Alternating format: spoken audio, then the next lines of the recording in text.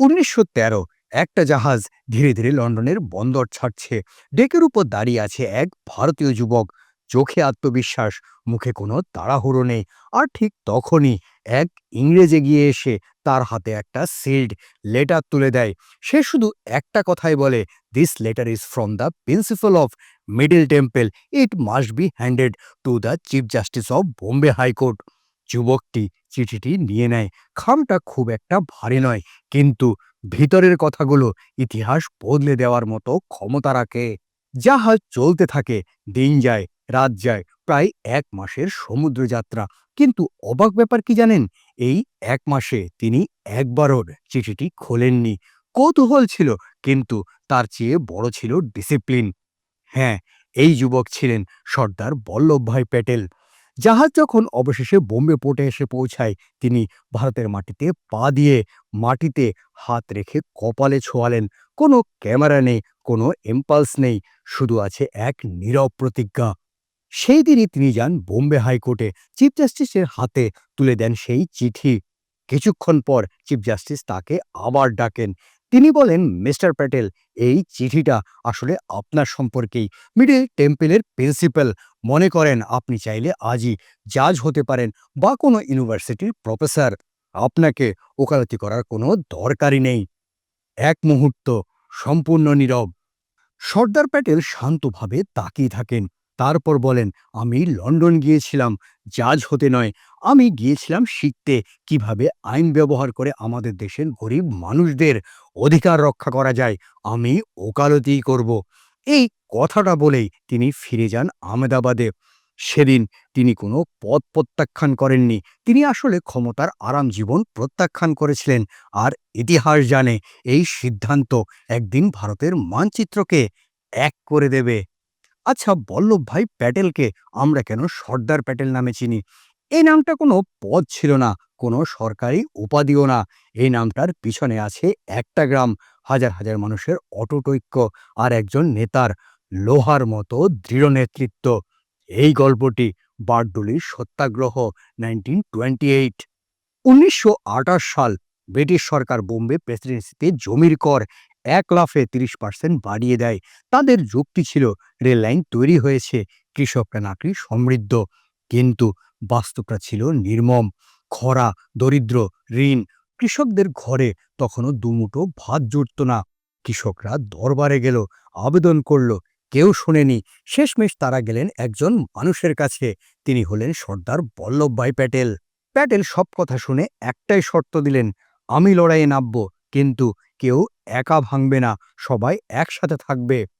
৪ ফেব্রুয়ারি, প্রথম কর দেওয়ার ঠিক আগের দিন, প্যাটেল ডাকলেন এক বিশাল কৃষক সম্মেলন, যেখানে কোনো উত্তেজক ভাষণ ছিল না, ছিল পরিকল্পনা, শৃঙ্খলা আর সাহস।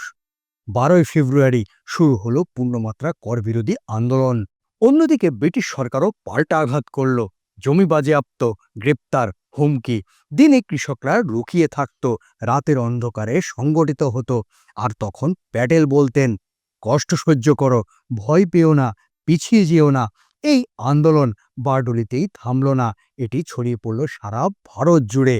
চাপে পড়ে ব্রিটিশ সরকার নতুন করে মূল্যায়ন করতে বাধ্য হলো। ৩০% নয়, কর বাড়ানো হলো মাত্র ৫.৭%।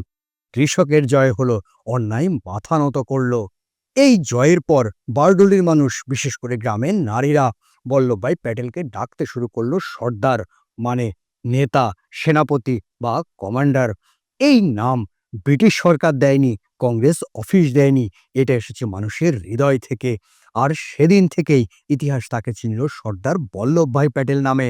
একজন মানুষের দৃঢ়তা, হাজার হাজার মানুষের ঐক্য, এই দুই মিলেই জন্ম নেয় সর্দার নামটি।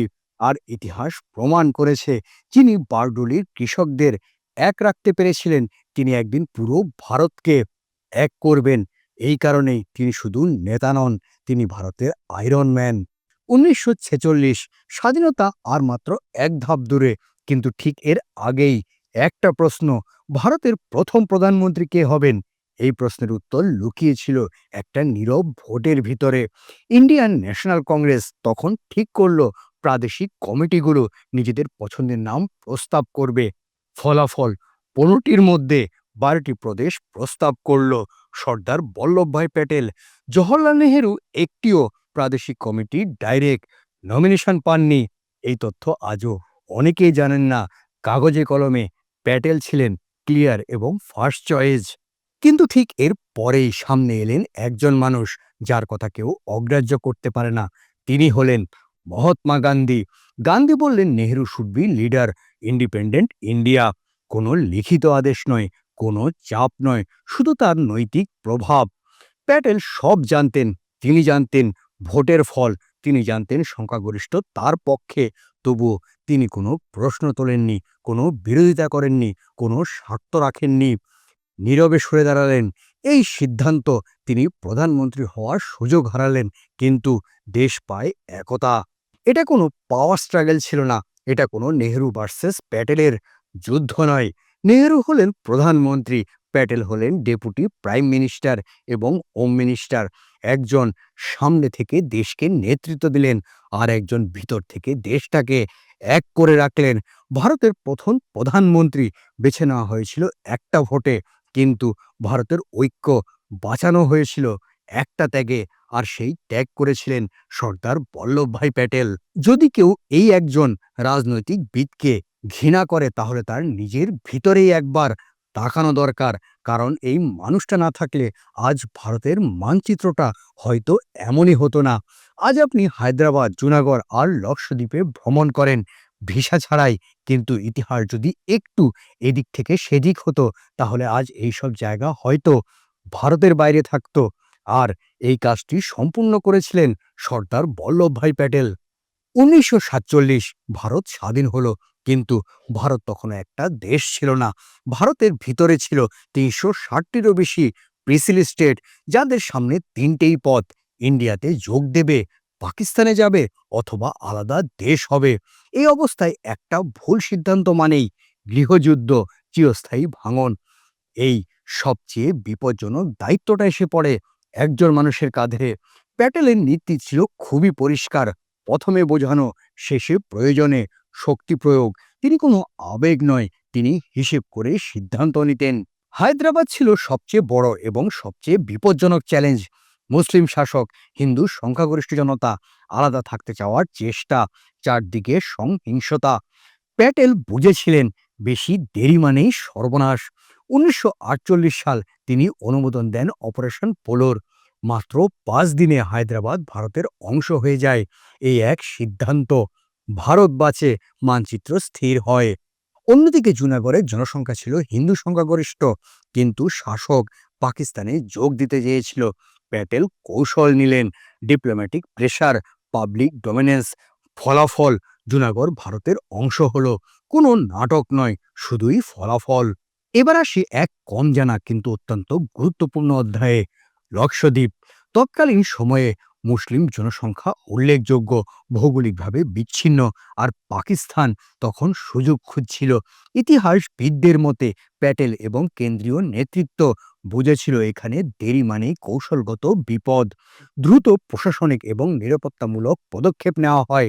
ভারতীয় কর্তৃত্ব তাৎক্ষণিকভাবে প্রতিষ্ঠিত হয়। আর সেই কারণে আজ লক্ষদ্বীপ ভারতের অংশ। এটা কোনো আবেগ ছিল না, এটা ছিল স্ট্র্যাটেজিক দূরদর্শিতা। প্যাটেল কোনো রাজ্য দখল করেননি, তিনি রাষ্ট্রকে ভাঙনের হাত থেকে বাঁচিয়েছেন। তিনি জানতেন unity is not optional, it is survival. আজ তার ১৫৮তম জন্মবার্ষিকীতে ভারত তাকে স্মরণ করে ন্যাশনাল ইউনিটি ডে হিসাবে। এক ভারত, শ্রেষ্ঠ ভারত, এই স্লোগানটা কোনো পোস্টার নয়, এটা এক মানুষের নেওয়া কঠিন সিদ্ধান্তগুলোরই ফল।